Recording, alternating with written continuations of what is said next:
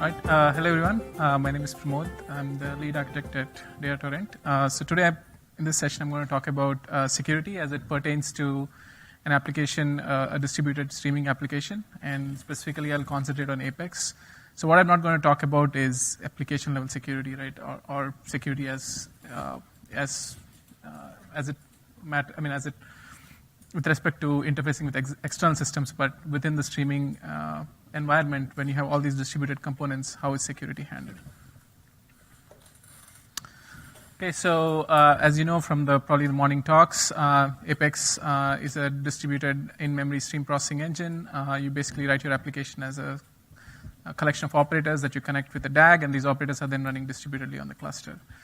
And because of this nature, you have all these distributed components interacting with each other, right? And then you have an operator library in Apex that you can use to build your applications, or you write your own operators. But all of them are typically running as different processes on your cluster. Right, and this is the application programming model. It's a DAG, so you write your individual operators, and then you connect them up in any fashion you want, and then you launch your application, and then these are actually running in different independent containers, independent processes on your cluster, right? So with that, let's look at what you need to secure, right? So this is showing you a hypothetical application with 6 operators. So those green boxes are your application with the 6 operators.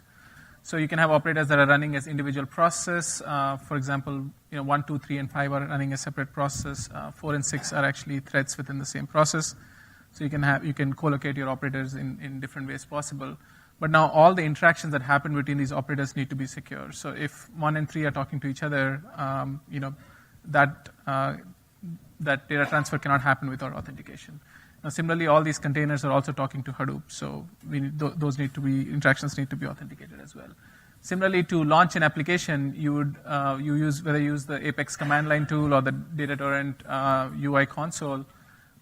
There's security aspects there as well, right? So essentially, everywhere you see a line drawn, all those interactions have to be authenticated, right? So what does it entail to secure your distributed application, right? The first thing is you have to secure Hadoop. So typically this is done by enabling Kerberos security on Hadoop. And then Hadoop actually uses 3 different mechanisms for security. So your RPC calls, which is the typical way with which your containers interact with Hadoop. So when you're trying to write data, when you're trying to get resources from YARN, all these are RPC calls. And those are all typically secured by Kerberos.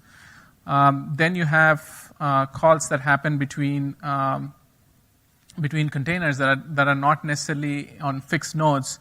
So, for example, when you deploy your application, your container can be deployed anywhere, right? So it will not necessarily have a Kerberos credential. For that reason, Hadoop supports a second mode called Delegation Tokens. So these are tokens that are created by Hadoop, and when any floating container that's running on any node needs to talk to a Hadoop service like resource manager or name node, it needs to pass that appropriate token. Right? And the third thing is Hadoop has web services, right? You have a page to monitor your YARN applications, like your resource manager management page or any other web service. So you can secure those as well, and you can secure them using Spenego or with Kerberos. So essentially, you can secure the web services with Kerberos as well. But there we have seen other variants. People sometimes use other authentication mechanisms like basic. So the tokens, so the tokens lifetime is 7 days by default, and we'll come to that part as well. So that actually causes problems for long-running applications. So that's the first piece. Now, once you've secured Hadoop, then you basically have to run Apex on secure Hadoop. So that's the part we'll see today. So there is the launch piece, which, so we'll see this, what interactions happen from a CLI perspective when you're launching it, and once your application is launched, what are the different interactions that happen and how they're secured. And of course, then if you run the DataTorrent console and the management console on top, then we'll see how it works in this Kerberos environment as well. So in Kerberos, probably many of you are familiar with Kerberos already. So It's a mutual authentication mechanism. It's a distributed authentication. So basically, you can have users authenticating with services, services authenticating with other services. So typically, the peers that are participating in the Kerberos authentication have what are called delegation token. What are called Kerberos credentials. You have a principal and a key tab, and these are used to authenticate with each other. Delegation tokens, on the other hand, are in scenarios where you don't have the Kerberos credentials, and so these are random byte sequences that are created from different pieces of information such as username, timestamp, and they are typically issued by a service. So what you first do is you authenticate with a service using Kerberos credentials, fetch these tokens, and then seed it, pass that to the client, and then later on when the client launches, it's going to use the tokens to talk to the service because it doesn't have Kerberos credentials by itself. Okay. So let's start with how what happens when you're trying to launch an application from the command line Apex CLI. So Apex CLI, typically what you do is you install Apex on one machine, a fixed node, edge node, or it could be any node in your cluster. So since it's on a fixed node, you can basically get Kerberos credentials for it. So you basically supply that to the CLI, and then you basically, because it has the Kerberos credentials, it can talk to resource manager and name node to basically set up all the necessary containers, basically get all the resources to launch an application. So this is fairly straightforward.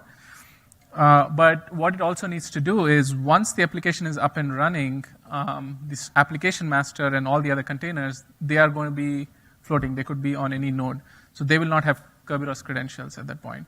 So it also needs to fetch the delegation tokens right now and then seed it into the containers so that later on when the master and other containers run, they will have the delegation tokens to talk to Hadoop. Right? So I'll skip through the actual mechanisms in interest of time. So let's look at the runtime application. How does it look like? So typically, when you have an Apex application, there is one app master, and so the application master process is like a manager of your application. It's ensuring, making sure everything is running smoothly. If any of the operators or anything goes down, it basically restores those parts of the DAG that have been affected. It collects stats. It's making sure things are running smoothly. If any operator is blocked, it will basically recycle it and so on. Right? So it is like the central controller. And it also provides web services for external applications to query the internals of the application. Right? You want to know what operators are running, how they're performing. All that goes through the application master.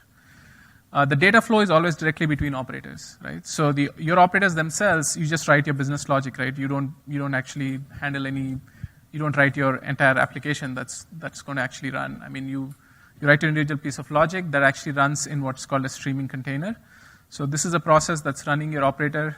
It's making sure, so if your operator is sending data to a downstream operator, it is the one that's actually taking the data emitted by your operator, making sure it gets to the next stage. Similarly, if you need data from an upstream operator, it's bringing it in. So all those things are being handled by the streaming container. That's part of the engine as well. So these streaming containers, when they talk to the interaction between the container and the app master, so those need to be authenticated. And then within the streaming container, along with your operator, there is the buffer server. So you may have seen in the earlier talks that this is the component that actually preserves a copy of the data for a period of time, so that which helps in incremental recovery, right? So if a downstream operator fails, it can get the old data in at least once more. It can go and get back the old data, whereas the upstream operator can continue continue moving forward. It doesn't have to be restarted. So essentially, this interaction between the downstream container and the buffer server, it also needs to be authenticated, right? So with this, and then of course everybody's talking to Hadoop all the time. So the resource manager, name node. So those interactions also have to be authenticated. So this picture shows you all the interactions, and then we'll zoom into each one. So what is the what is STRAM? What's the responsibility of the application master? So first of all, to talk to Hadoop, it's going to use delegation tokens. And where does it get that from? From the CLI when it launched it. Then the app master is also the process that actually jump-starts your application. It's the one that deploys all the individual operators, right? So it passes the same Hadoop delegation tokens to the individual operator containers so that they have the necessary credentials to talk to Hadoop. And then you're going to have the individual containers talk to STRAM, right? They're going to pass their stats and all that. So for that, what STRAM does is it creates its own delegation tokens, okay? So essentially the same functionality that Hadoop is providing with delegation tokens, STRAM uses the same library inside to create its own delegation tokens and seed the individual containers so they can talk to it. And it also seeds the containers with the necessary buffer server tokens so that they can, individual containers can talk to each other and fetch the data. Okay. And what happens at the streaming container? So at each individual container, because STRAM already gives them the tokens to talk to Hadoop, they are good, they can talk to Hadoop. And of course, STRAM gives its own tokens to the individual containers, so when they start, they can talk to STRAM. And each container also receives two different kinds of buffer server tokens. So one is the token for its own buffer server, so the server that it's going to run to publish data to the downstream. So each buffer server has its own token. And if for all the upstream operators it's going to pull data from, it has the client buffer server client tokens, right? So that it will need to talk to the upstream buffer server. So all these tokens are used by the container in these different ways. And of course, the individual buffer server that's sitting inside the container, basically the streaming container passes the token to the buffer server. So the buffer server starts with that token. So any client connections that come in to retrieve data, they need to pass the client token.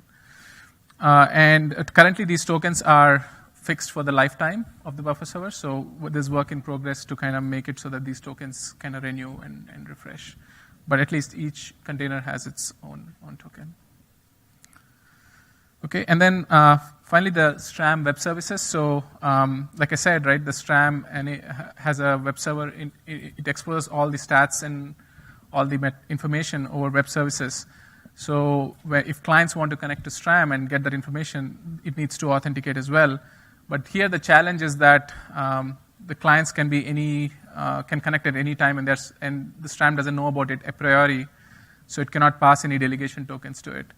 So and since STRAM itself is floating, it does not have Kerberos credentials. So there is no perfect way to do this authentication.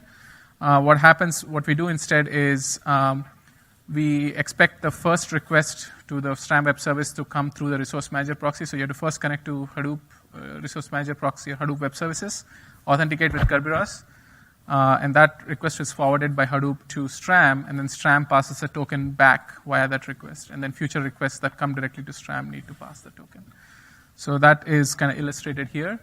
So you would, to basically make these web service connections, you would first connect to the the resource manager proxy, get the token, and then make subsequent connections here. So rest is the how of the configuration. So I'll skip that. Okay, so coming to the token refresh. So the delegation tokens that are typically issued by Hadoop, they expire in 7 days. However, work is being done in Hadoop to allow long-running applications. Traditionally, they didn't envision applications to be long-running, right? So there's two ways to handle it. One is actually you can increase the time limit in Hadoop. It's a configuration parameter, but that's not practical, right? Because no system administrator would want to do it, and it'll affect all apps.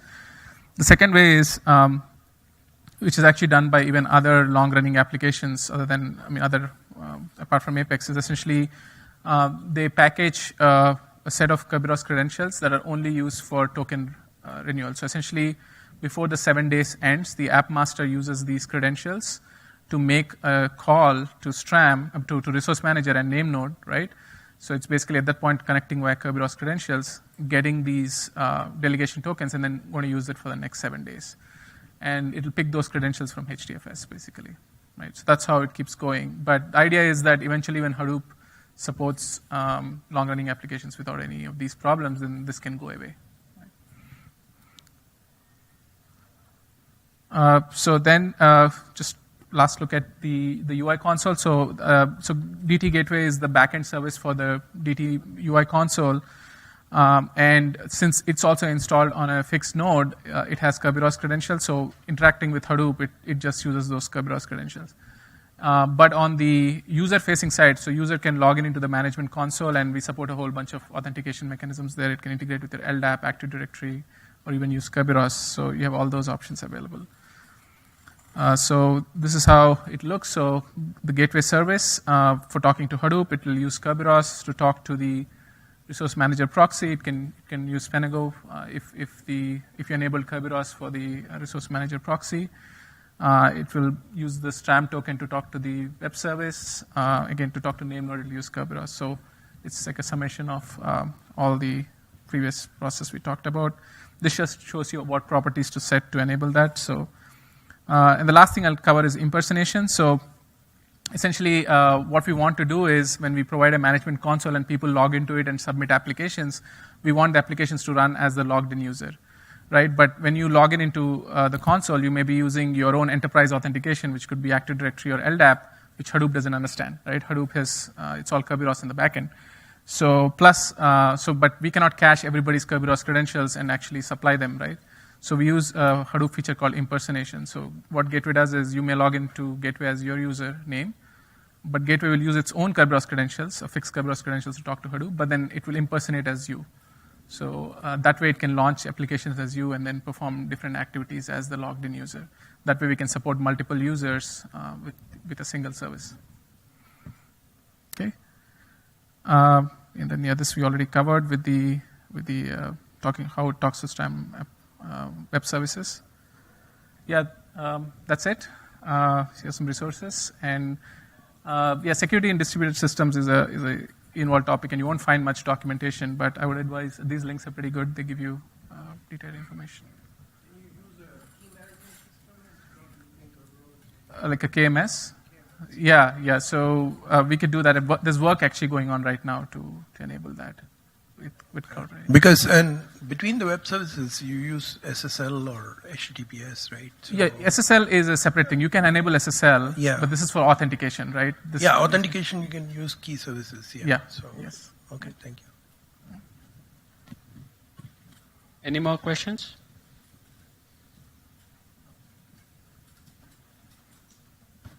I know it's kind of unfair question, but have you looked at authorization portions of these services as well, and user impersonation or anything related to that? Yeah, so that's a good question. So Hadoop the authorization support for Hadoop is limited, and there's all these third-party add-ons to it.